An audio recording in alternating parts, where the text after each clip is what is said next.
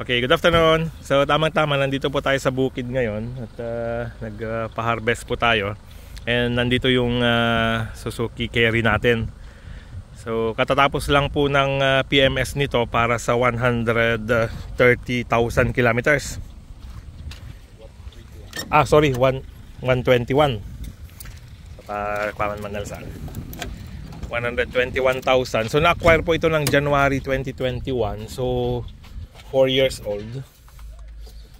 Ay, pa-check man natin yung milyahe naman na saan.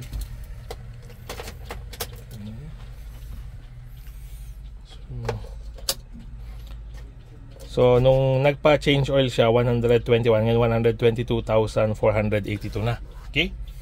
So isa po ito sa pinaka masigasig na service natin sa site.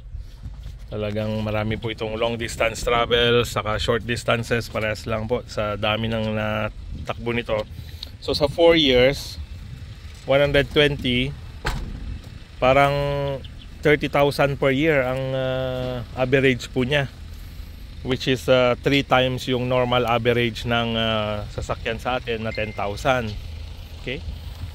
So sa 4 years niya na yun, siguro mga nasa 6 times na siyang nagpalit ng gulong. And then ang pinaka-issue lang po nito na lumabas din at an early stage, yung oil seal leak sa may transmission. So yung leak na yon, hindi ko sure kung talagang na-correct ng Suzuki, pero ang ginagawa po naming management is yung regular check na lang ng transmission oil. So napa-change na rin po yung transmission oil nito, saka yung differential oil, and then recently yung 121,000 kilometers niya is change oil. And ang sasabihin ko lang po, simula nung kinuha natin to ng 2021, wala po tayong masabi sa sasakyan na to kundi napakaganda ng performance.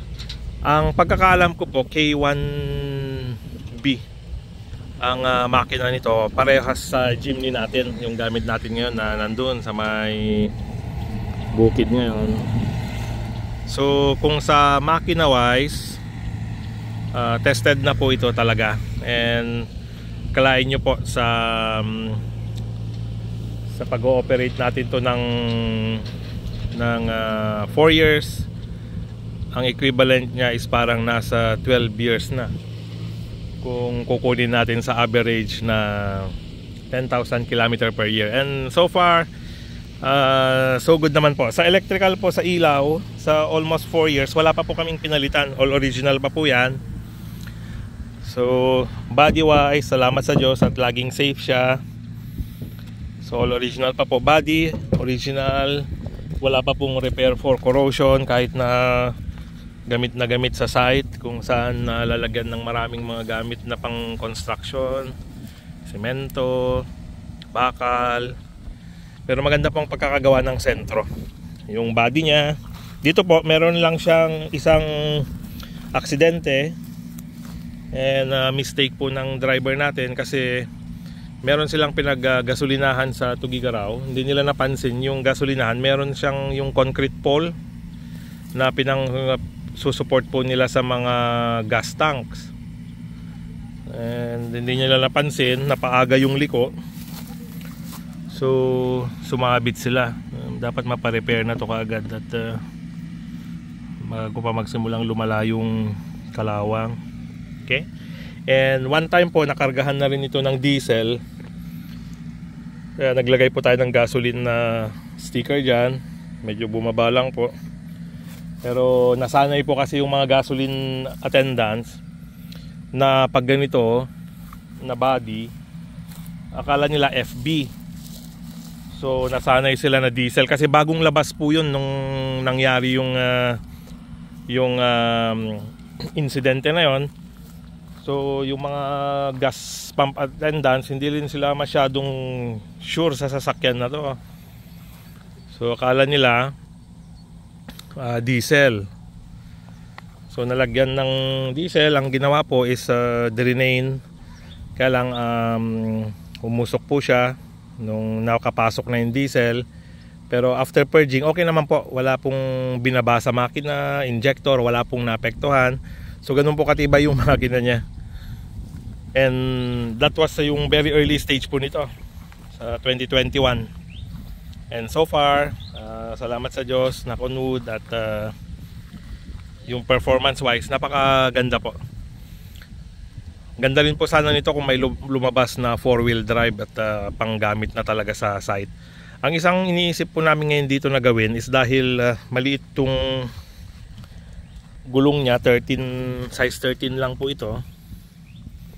Iniisip natin gawing 14 man lang, kaso hindi natin alam yung takbo niya.